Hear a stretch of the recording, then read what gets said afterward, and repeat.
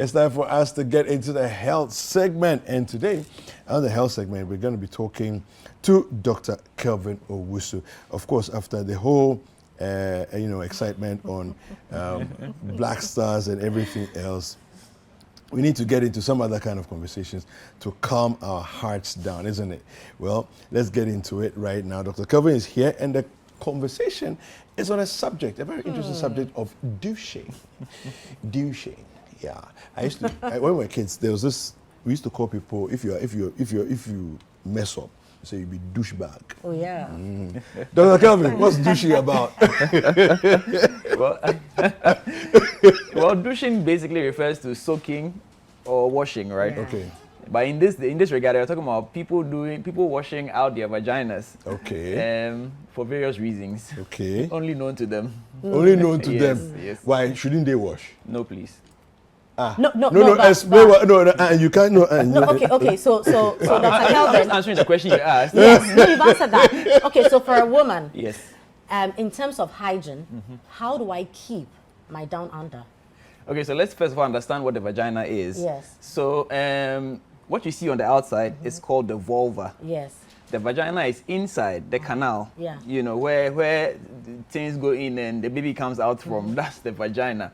Now, the vulva, you can do whatever you want to do with it. You can pierce it, you can wash it, you can sunbathe it. It's skin. You can do whatever you want to do with it. But nothing should go in the vagina except that for which it was made for. No water, no chemical, no nothing. You know, so that's the rule. The vagina takes care of itself. You know, because there's a delicate balance of good bacteria and bad bacteria, and they are all resident in the vagina. And they are there for the sole reason of making sure that the environment in that vagina is conducive to prevent infection from actually establishing itself and, taking over the place. Now, if you put anything that is not supposed to be there into that space, you disrupt that balance and make the place conducive for infection to flourish. Now, it's always confusing because I did mention that there are bad bacteria resident in the vagina. So now, what's the difference between that and an infection? You see, infection basically is when a bacteria that's not supposed to be there or a bacteria that was well controlled goes out of control. You know, so I've seen so many women come to me with vaginal discharge, and you dig deep and the only thing they are doing wrong is douching. They are putting things in there that should not be there, so they are upsetting that balance. The vagina needs a certain pH to stay healthy. pH is an acid-base measure, so acid-base, you remember pH, water is supposed to be at 7, this is high school, primary school things, so once you upset that balance, the pH changes, and that is not good, so you can actually begin to develop recurrent infections as a result of this singular act that you are doing. And indeed, it's very common. It's very, very common. We don't keep so much stats in Ghana, but in the US, at least one in 5 women actually does douching. And there's no medical literature. When I say literature, I'm not talking about somebody writing their status on the Facebook, and I'm talking about medical literature that supports douching. Really? Yes. Because, it's so clear how wrong douching is and the effect it has on a woman. In fact, to a large extent, even infertility can result from douching. You can develop recurrent, I mentioned infections within the vagina, number one, infections even beyond the vagina. I don't know if there are some images that I dropped some images. I hope they are good to be shared. But you see, the vagina is open to the outside. So anything can really go up there. So the environment needs to have the acidic pH so that it will kill any invading bacteria or any invading germ. Because Candida is not bacteria, and Candida is one of the commonest infestations in the vagina. And Candida also is a natural citizen of the vagina. So it's when Candida goes out of control because you are douching or because you are doing things that you're not supposed to do, then you have the candidiasis that we come to know. Now, these same bacteria and fungi can also go beyond the vagina into the uterus, the womb. And then you develop things like PID, pelvic inflammatory diseases. You can have infections in your fallopian tube. The fallopian tube gets blocked, and then you are now at risk of ectopic pregnancy. So you set out to clean your vagina, and now you have an ectopic pregnancy as a result of your attempt at cleaning your vagina. You have recurrent PIDs, and PIDs can also then cause infertility. So bottom line is, don't go there. The vagina takes care of itself, as I mentioned earlier, because mechanisms are in place to clean out the place by itself without any intervention. Use water? That's what I'm saying. So ideally, nothing should go there except that for which it was made for. But if you really, you see, because culturally, a lot of us growing up, I mean, our ladies have been taught to clean themselves. So during your period, you are putting things, you know, you need to be careful because during your period, that's the only time the womb is open. Okay. So I mentioned earlier, the vagina is always open to the atmosphere, but the womb is always closed. But during your period, it's open. Which means that if you're actually douching at that time of the month, you are even at higher risk of infection because now anything can enter and go all the way through to the fallopian tube, into the fallopian tube, and into the pelvis. So you say that the vagina can self-clean, clean itself. Okay, so let's say that you make love. Okay, how do you clean yourself afterwards? You leave it? Well, yes. So that's why I mean, you have all your various things, panty liners, etc. But you really should not go and try and clean anything out. This is why I said that. I mean, nothing should go in except that for which it was made for. Because no, but you know, after that you feel some way, a bit sticky and all that, and then you can't even use water to. It feels a bit weird. First of all, I don't know how it feels. That's why I'm asking you. That's why I can't really like say what I really want to say, you know. But if you are a woman, hey ladies, you know. So yes, I mean, I get where you're coming from. You're talking typically like a doctor. I'm talking like a woman. You know? But we see. I mean, this is what we know for a fact. Yeah. When you in your attempts to clean yourself, you end up causing more harm. So you should not. It's all in it's a mindset thing. Like I said, it's a socialization thing. Many of our ladies are doing this not even because of their own personal feelings. It's because that's what they've been told. So as you keep hearing this over and over again, you begin to condition yourself. So that even if that feeling is not even real, because of the socialization. This is real, man. No, it's not.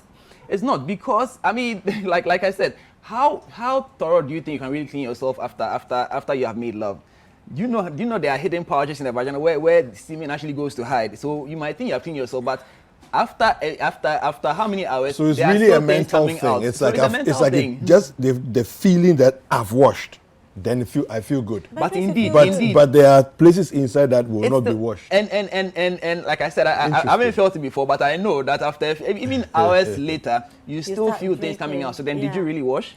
You see what I'm saying? So you are just complicating things. So now, remember that semen is meant to be there.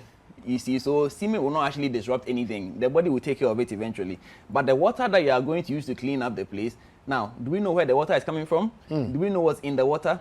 Do we know whether there's a broken pipe next door that is sucking in some bacteria or some or some then we have to use or some feces for that matter, you know, and you are using it to wash feces. Bottled water for this.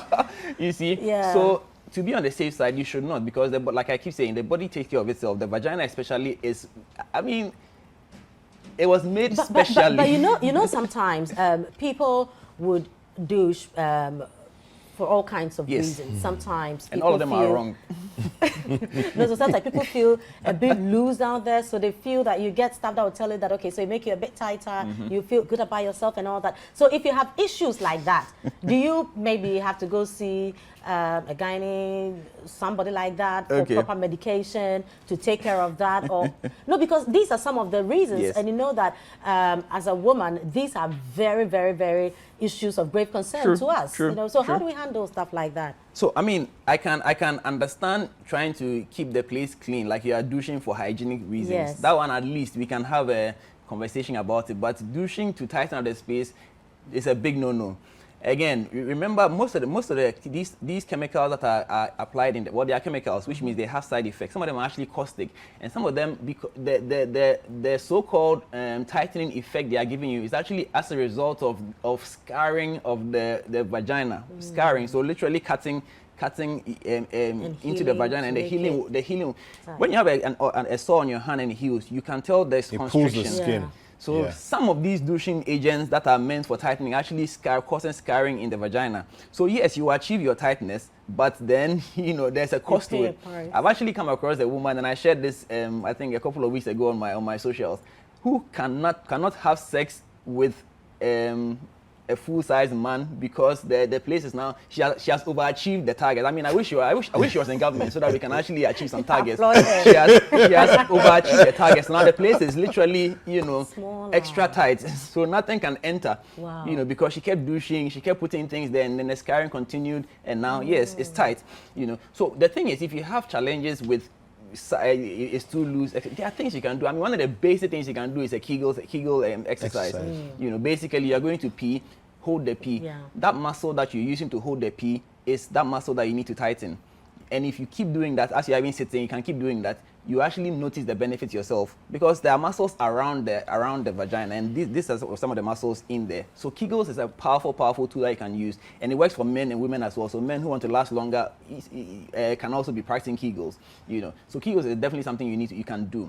If you still think you need further help, the best thing you can do is to seek help from a gynecologist, like you mentioned earlier, so that we can do the appropriate intervention. But just to be douching to tighten, and people are using all sorts of amazing things. I mean, I'm not going to mention names because I don't want people to go and be doing things, but if I tell you some of the things people are putting up there to tighten up the space, herbs and it's funny how, as you're saying it, people are looking for you to drop a name so that they can now go and try. It's crazy, right? You're advising against it, but they're waiting for the moment. You should just say one, then we can go to the shop. But you know, that's how it is. The human mind, they tell you don't go, then you are like, but what is there? You know, so now you want to go and find out. So I mean, so as I said, I mean, there's no medical literature that supports douching. You know, so as much as unless new knowledge comes up anytime soon that will say, okay, now we can douche, douching is not allowed, whether for hygienic purposes or for tightening purposes or for whatever. Even if you have vaginal odor and you're trying to douche to correct it, all you basically do, it's kind of like you have body odor and you use deodorant. The deodorant does not necessarily solve whatever is going on. It just covers it for a while. You know, once the deodorant wears off, the body odor will return. So whatever is going on down there, you need to investigate and then treat it. Deal with that problem. And interestingly, even people coming with recurrent infections, if you treat the infection but you don't deal with the root cause, which is the douching, the infection will come back. So you end up wasting more money in solving a problem that we already knew the solution to, you know, in the first place. But can douching be recommended in any way to solve a certain problem? I mean, in any way? So in medicine, we never say never. I mean, the whole concept of douching came out because we use it in medical treatments. It's kind of like pessary.